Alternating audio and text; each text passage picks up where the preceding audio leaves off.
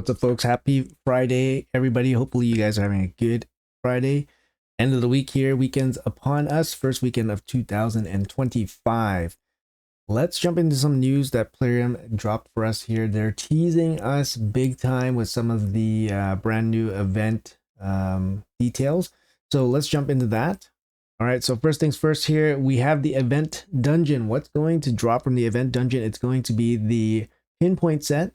The pinpoint set showed up during the Asgard Divide and the Odin event dungeon. Great set, especially for PvP. It's a game changer, actually, for PvP, allowing a lot more viable champions, basically giving champions the ability to basically fight off sheep, which is one of the biggest meta definers. But yeah, great set overall, even good just for normal progression players. As you can clearly see here, one piece of pinpoint gives you extra 20 accuracy. Two pieces, which is probably the most important for a lot of people, is the 10% speed as well. So you could put the ring and amulet together for most builds, and then you just get an additional 10 speed. So for example, this is really important for your arbiter or anybody that does your speed boosting. It's just a really good set. Keep in mind that it is a super limited set, as we know from the Asgard Divide event. So we gotta keep in mind this set is up for grabs during the event dungeon. So it is imperative to build a strong team to farm the event dungeon ASAP. So then we can maximize the amount of time we have in this dungeon. Big set bonuses here coming in at 4-piece and 6-piece. 4 pieces, you get 1 stack of intercept, and intercept is one of the biggest ways to deal with the sheep debuff. And as we know, the stacks don't drop off even if you take many turns. The stacks only get used up when a debuff is used on the champion with the intercept buff. Most champions only run 4 pieces, but you could run 6 pieces or 9 pieces, but I think that's a little bit overkill. Most people only run the 4-piece set for the 1 stack. All right, moving on to the next slide, we have the boss skills revealed. Let's have a quick look at this kit here from the boss for the event dungeon. Skill 1, AoE, decreased defense for 2 turns, also fills the turn meter of all allies by 5%. So it's going to be a boss plus allies. So now that gives us a little bit of an additional clue. Skill 2, it's going to be a remove all buffs from all enemies. So it's a strip, then places death brand debuff on the initial target for 2 turns. Also places a true fear debuff on all enemies for 1 turn. That's very nasty. So true fear, okay guys, fills this champion's turn meter by 5% for each buff removed by the skill. So it's going to be a strip, death brand, and then true fear. We don't know what death brand is yet, but true fear, we're gonna need a way to deal with that. I mean, when I think of fear, I think of Shemale.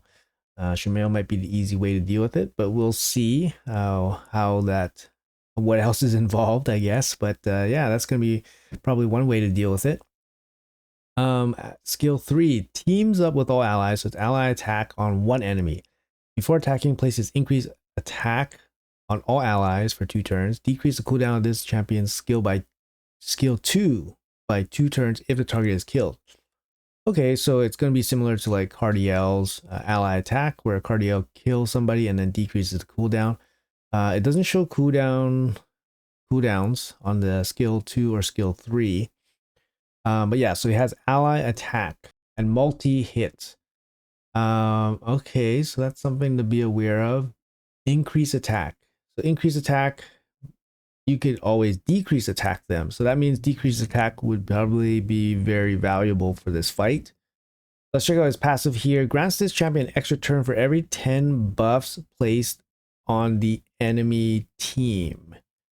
So when we are placing buffs, every 10th buff, this champion gets an extra turn. If there are multiple champions, blah, blah, blah. Okay, so it's countering buffs. So for our team, it's counting our buffs.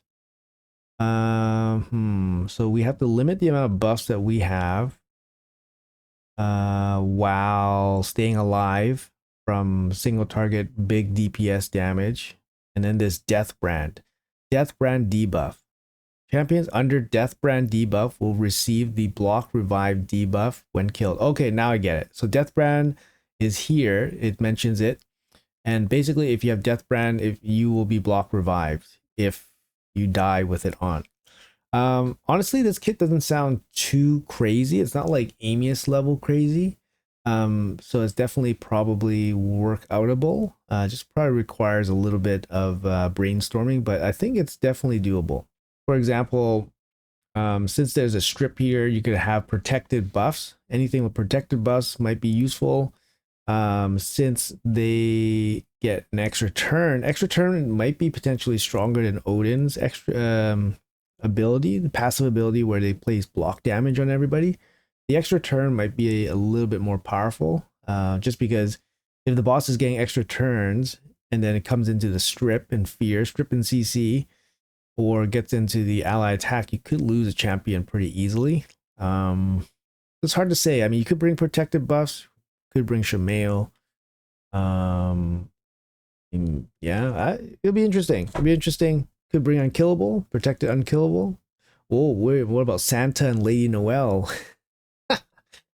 You never know, right? But yeah, it's interesting. I don't think it's too crazy from what I see so far. Maybe the ads will be crazy or adds to the craziness. But yeah, that's going to be the boss skill breakdown for now. Up next, for the event dungeon, we have Relics. As part of the campaign, 2 exclusive relics, epic and legendary, will be introduced into the game. Both relics will belong to the event relic group. During the campaign, players will be able to obtain unique craft materials for these relics in some of the tournaments and events. Okay, so they're adding some more complexity to the event dungeon. So not only are they putting in pinpoint gear, there is now exclusive relics involved in the event dungeon. Based on this little infograph here, it looks like the relic here kind of is used to help against the event dungeon boss, where it receives 5% less damage from enemies whose attack is lower than the wearer's. Okay, so the wearer needs higher attack. Also inflicts 5% more damage to enemies whose max HP is lower than the wearer's. Covers the max HP. Oh, actually, no, never mind. I thought it was helpful for the event dungeon. It's not. This is more an arena relic. Wearer receives less damage whose attack is lower.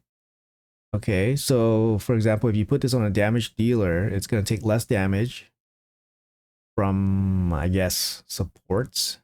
But then it's going to deal more damage to enemies' max HP is lower than the wearer's. Lower. That's hard to do for damage dealers. I don't know. It's interesting, but it's a damage relic. Maybe it's good for bosses. Max HP is lower. Max HP is lower is hard. Yeah. Anyways, that's gonna be an interesting one, but it's a damage boosting relic that is exclusive to this dungeon, so it's probably gonna be pretty good and sought after. Anyways, let's move on to the final slide here. Fusion general info, guys. One of the 5 themed legendary champions will be obtainable via mixed fusion. So it's a hybrid fusion. So that means you have to obtain fragments to build epic champions that are then leveled up and then fused to make one champion. The problem with this kind of style also is that it's time limited, so you can't actually save the champion to be pulled at a later date. At the end of the fusion, that's going to be it. So make sure you guys fuse this fusion before the end of the event. We know it's going to be a Knight Revenant Force Champion Support. Force Support Champion. Top secret, they're not releasing the name, is a versatile PvE support champion specializing in spreading debuffs. Spreading debuffs, okay. There's not too many debuff spreading champions. And empowering allies with healing, buff extension, and turn meter boost. This is actually a pretty unique kit that they're making it sound, right? Because not many champions can spread debuffs. And then it also has a buff extension as well, which is really nice.